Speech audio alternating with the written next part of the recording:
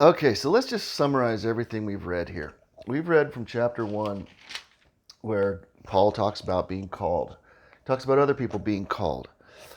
We've read about Paul wanting to go to Rome to preach the gospel there.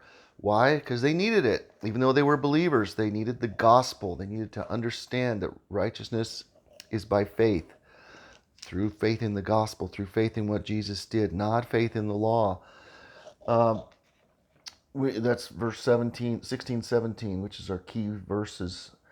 Uh, then he talks about what happens if you don't come to God that way. You try to uh, establish your own way of doing things and present your righteousness to God, and that how God actually, that thought that I am going to be righteous outside of God is actually comes to us as a part of God's anger towards us for rejecting righteousness by faith through him, through not receiving the gospel, not receiving the truth, and suppressing it. God is angry about that. Let's not mince words. He doesn't find that to be a unimportant event in a person's life who rejects the truth and suppresses it. That is very offensive. It is a way of saying, I don't need you. Thanks for going to the cross, but I'll figure it out on my own. Sorry you had to go to all that trouble for nothing because I'm good enough to make it without you. That's an offensive statement to someone who has done such wonderful, expressed such great love towards us, not just the cross. The fact that Jesus left heaven itself to come and be with us and take on these mortal bodies. Jesus didn't have a body that needed to eat and relieve itself. And, he was in a realm where he had no needs and nothing could affect him, nothing could harm him. He didn't have to have faith and trust in his Father to overcome the evil that was around him. He chose to enter this world. Um, the fact that he humbled himself from his glorious position in heaven as the Word of God, as the righteousness of God revealed to us in a humble body, um, is a very, very loving act that should be given much respect and gratitude, and we should extend our faith towards God because of that. And let's just not mince words when we reject that, when we refuse to honor that. That angers God. I'm sorry, that's the way it is, and so we have to. It's just the way it is. um, then we go into chapter 2 where he talks about people who have had God's law and are actually thinking they are doing a good enough job that they don't need salvation either. We're doing pretty good. We kind of got this law thing figured out. We're obedient, and I don't really need to submit to your righteousness because I'm doing a good job of keeping the law you gave me. This was clearly a message to the Jews that were returning from exile to not to not undermine God's work in the church of leading the Gentiles to faith through grace by faith in the gospel in Jesus, uh, and and and we need to have the same approach in our life.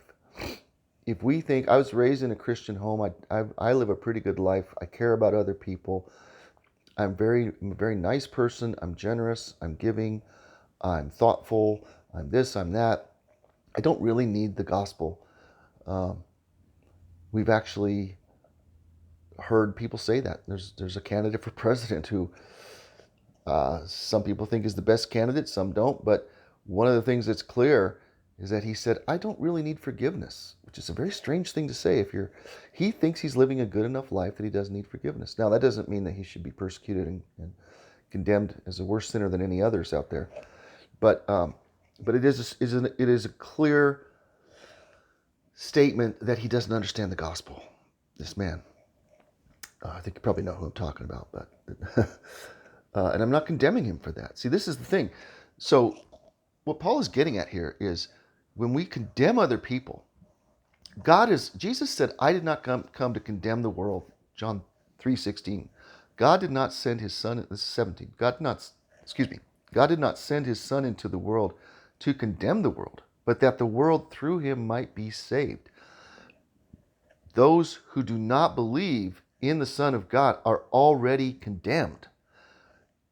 If we do not take God's righteousness and we suppress that truth that the gospel is the only way of salvation, the only way to live righteously is through faith in Jesus.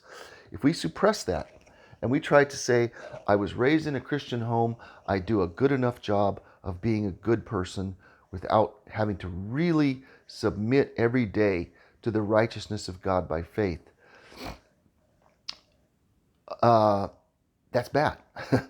And likewise, if you are a person who sees that hypocrisy in someone and you say to yourself, oh, well, I'm one of the better people because I can understand that. I can read chapter 2 here and I can see the hypocrisy of a Christian, of a Jew, of a Muslim, of anyone. I can see their hypocrisy, that they think they're doing such a great job. They do the same thing I do.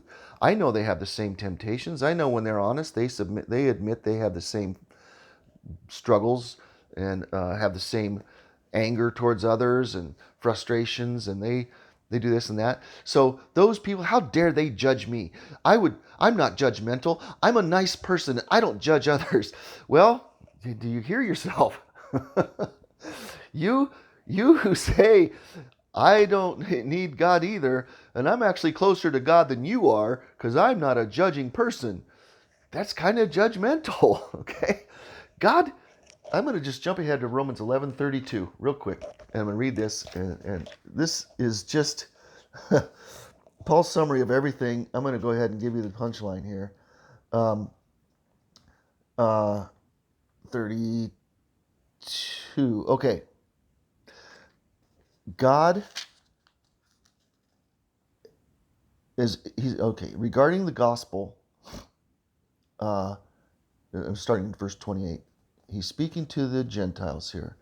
He's saying, don't be, okay, verse 25. You Gentiles who have recipients of God's grace. Sorry, I keep doing that. I'm just trying to see what time I have left. Be careful not to be cocky yourselves. Those Jewish people are coming back here condemning us for not being circumcised. How dare they? Blah, blah, blah. Don't get cocky yourself. Don't think you're better than them. And then he says, as you once obeyed, as verse 30, as you once disobeyed God, but now you have received mercy through their disobedience. They disobeyed, and your world opened up even bigger. The salvation God offered to the Gentiles became even greater.